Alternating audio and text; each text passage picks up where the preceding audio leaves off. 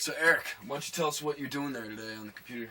This is a conglomeration of documentation that we've filmed over the past 7 years. This is our videomentary of what we thought the American people needed to know what was going on, and I'm just going to start from the beginning.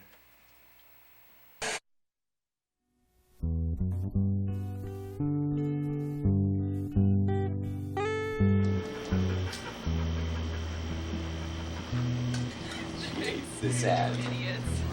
Dancing, okay? What's happening, woman? It's videotape. How's the baby? It's getting bigger and bigger.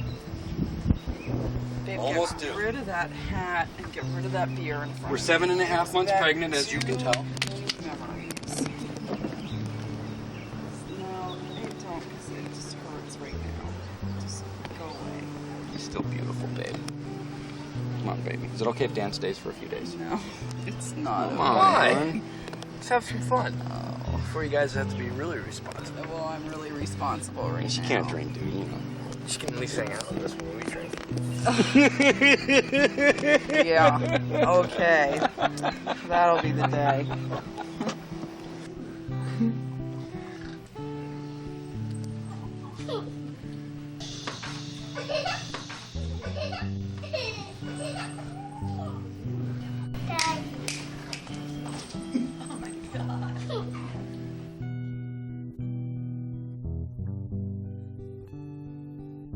I mean, you couldn't ask for a better person to work with or a better teacher. He was the kind of teacher that you'd want your kid to be with.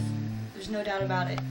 He could get down on the level of the children. You know, a lot of teachers, they don't really want to, you know, for instance, at recess, they wouldn't want to, they'd kind of stand in a group and talk, whereas Jon would always be out there playing with the kids. He was one of them. They could relate to him.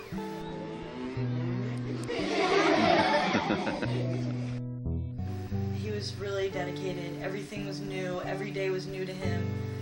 It wasn't the same old with Jon. He really treated his kids with respect and got it in return. He was a real family man. He didn't really socialize that much. As you can see, she's very beautiful. Hon, babe, say hello. Jon, my cousin Jon, lost his wife in a car accident that happened to be his fault.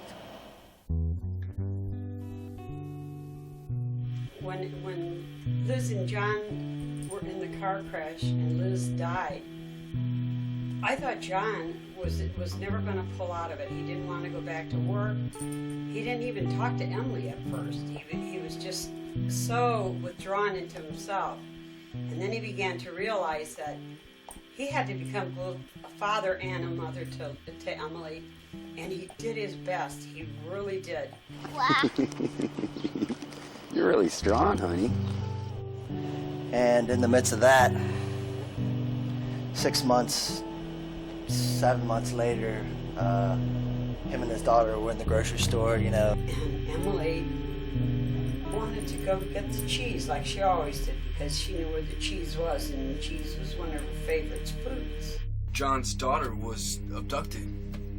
The FBI was on the search. We were putting posters up on the telephone poles, and we had the things with the milk cartons, and we were doing everything that we possibly could to get her back. And about 6 months after she was abducted, the FBI got back to Jon and said they had found her in a shallow grave. They found fragments of bone, hair.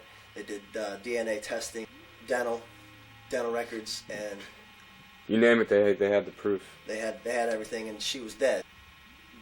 As she was, you know, just bits and pieces. Jon didn't want to see that shit, you know what I mean? That's the last thing that he wanted to see. But they said that she was dead, and then he went even further down. I mean, just like borderline, I would say insanity, man. He was just lost. He was completely depressed. He Totally couldn't get out of bed. When he did, he was just drunk all the time. His pain was the most unbearable thing that I ever saw in my life.